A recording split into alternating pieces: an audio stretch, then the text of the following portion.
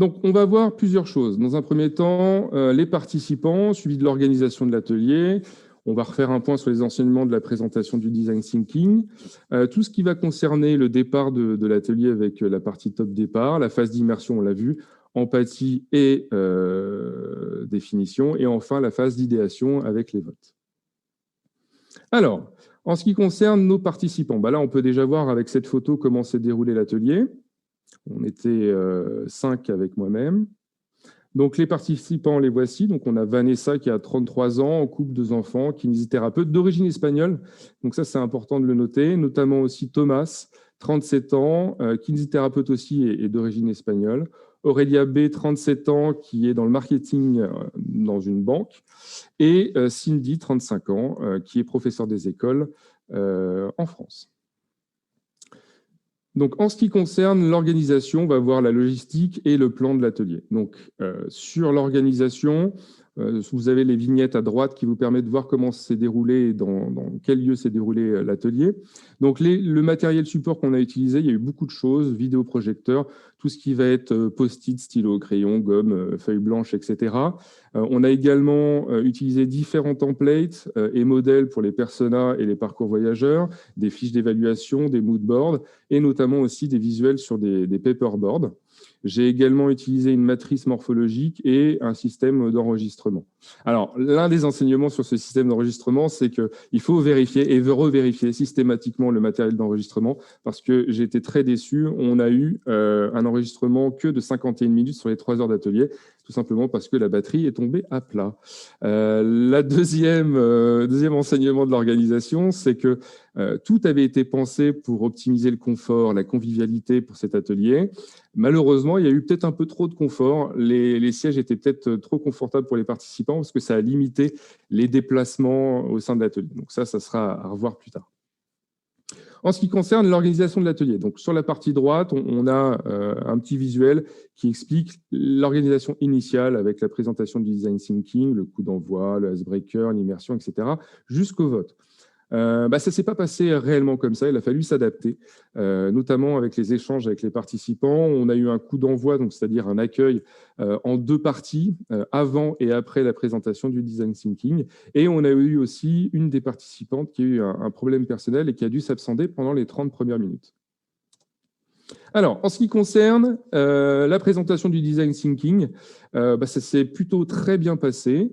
La seule chose que je pourrais donner comme information concernant les enseignements, c'est qu'il ne faut pas hésiter à multiplier les cas pratiques, les réussites, parce que ça a fortement intéressé et amélioré l'intérêt des participants, notamment avec, comme on l'a vu, l'Embrace Infant Warner.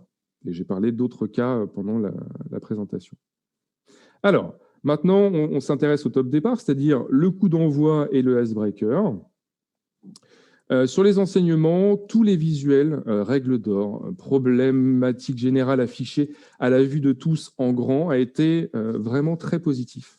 Les participants ont pu s'y référer régulièrement, donc ça a permis d'avoir une structure et d'avoir un cadre pour l'atelier. Et l'icebreaker, malgré un départ difficile, a parfaitement rempli son rôle. Certes, les participants se connaissaient déjà un peu, mais on a pu voir que grâce à l'icebreaker, Me connais-tu, qui était un jeu où on devait notamment citer 3 affirmations sur soi avec 2 vraies et une fausse. Même si ça a été difficile au début de parler de soi, une fois que les participants se sont lancés, ça a apporté vraiment une grosse énergie pour tout l'atelier et toute la suite de la démarche.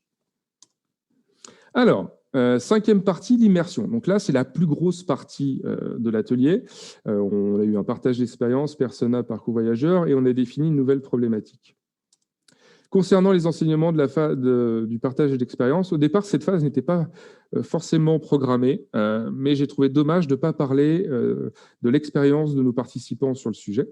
Et ça a été un gain très significatif parce qu'il y a eu une première projection des participants sur le problème des voyageurs. On a développé l'empathie de nos participants vis-à-vis d'eux-mêmes. Et il y a eu un amorçage sur la problématique générale de l'atelier. Et en plus, ça a permis d'augmenter la cohésion du groupe entre les participants. La création de persona, super. Il y a eu une énorme dynamique, c'était super sympa. Le timing initial a été totalement dépassé. J'avais prévu 15 minutes, mais ça a duré facilement une demi-heure, voire plus. Les participants se sont facilement décentrés d'eux-mêmes. Peut-être que les moodboards que je leur ai présentés sous format papier, sous format projecteur, ont été source d'inspiration. Et ce qui est à noter, c'est que la création individuelle qui a été faite dans un premier temps, suivie de la mise en commun, a créé vraiment une base pour la suite du processus de l'atelier. Alors, dans la partie parcours voyageur, là, ça a été un peu plus difficile. Les participants ont eu quelques difficultés à définir les étapes de leur parcours en fonction de leur persona, mais on a réussi justement à résoudre ce problème-là avec une mise en commun et une discussion de l'ensemble de leur parcours en groupe. Notamment, les rubriques attentes et sport et objectifs que j'avais réalisées étaient perçues comme similaires et ça a apporté un peu de confusion. Mais grâce à cette mise en commun, on a pu notamment définir et cibler précisément les irritants de chaque parcours pour chaque persona. Alors, on a défini une problématique en utilisant une projection de l'ensemble des parcours voyageurs sur un parcours général. Ça, c'était plutôt intéressant. Ça a mis beaucoup de temps aussi. C'est pour ça que la phase d'immersion était longue. On a mis du temps à catégoriser les attentes, les besoins, les irritants. Les participants ont réussi quand même à s'entendre sur une catégorisation autour de la sécurité, de l'information, du confort et de l'accompagnement. Et grâce à ça, on a défini notre public cible et on a par la suite défini notre nouvelle problématique qui est la suivante. Comment améliorer l'expérience du voyage des utilisateurs quotidiens du train qui rencontrent des problèmes de confort, d'information et de sécurité. Voilà, donc ça a été cette définition, cette problématique que nous avons tenté de résoudre. Alors, en phase d'idéation, on a eu 3 étapes, enfin 4 avec le vote, le warm-up, l'idéation libre, l'idéation contrainte et le vote. Alors, l'idéation, on a commencé par le warm-up. Alors ça a été vraiment un outil très intéressant et très bénéfique. Il s'est composé de 2 étapes. La première, en l'espace de 2 minutes, très timée, c'était si j'avais du pouvoir, je ferais. Et après, le participant donnait son idée. Aucun rapport avec le thème, mais ça a permis justement d'amorcer l'improvisation créative et d'éviter de trop penser, de s'auto-évaluer, de juger les idées. Et après, on est parti sur une deuxième étape où je leur ai présenté une casserole avec une poignée. Et là, le jeu, c'était si ceci n'est pas une casserole, trouvez-moi des fonctionnalités. Et là aussi, ça a été intéressant parce qu'on a pu mettre en place le rebond créatif et les participants se sont beaucoup amusés. Et du coup, on a une cohésion qui s'est notamment encore renforcée. Donc, par la suite, j'ai amorcé la phase d'idéation. On était très en retard parce que quand vous regardez un petit peu l'image, on voit qu'il est 1h moins le quart. L'atelier devait se terminer à midi. Donc, il a fallu accélérer cette phase d'idéation. L'exercice a donc été chronométré. J'ai dû recadrer plusieurs reprises les idées proposées pour qu'ils soient recentrés sur l'utilisateur, parce que ce n'était pas forcément tout le temps le cas. Et on a eu vraiment une phase d'idéation libre très intéressante avec l'application de ce que nous avons vu en warm-up, avec un très bon rebond créatif, une bonne improvisation. Et on a défini 4 groupes d'idées, notamment autour de l'information, du confort et de la sécurité. Et là aussi, donc comme je l'ai dit, le timing était dépassé. Après, on est passé sur l'idéation contrainte. Alors, j'ai voulu mettre en place cette phase-là pour essayer de déterminer, de développer des idées qu'on n'aurait pas éventuellement trouvées sans.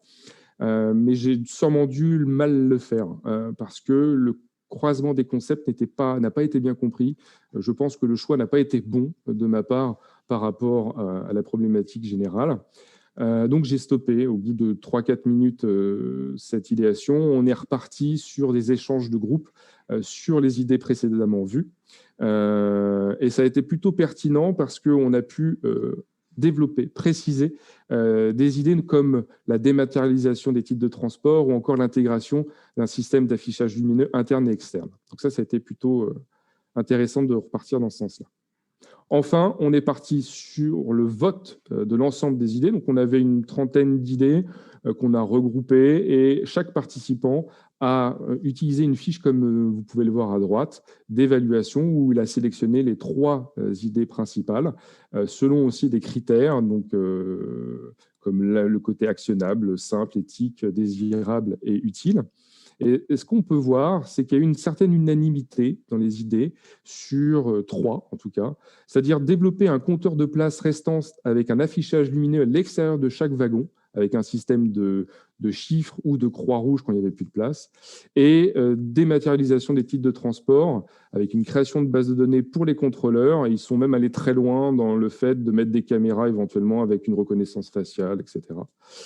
Et enfin, une dernière idée qui rejoint la première, c'était l'installation de LED de couleur verte et rouge dans les wagons au-dessus de chaque siège pour identifier les places rapidement libres et utilisées un peu à la manière des parkings.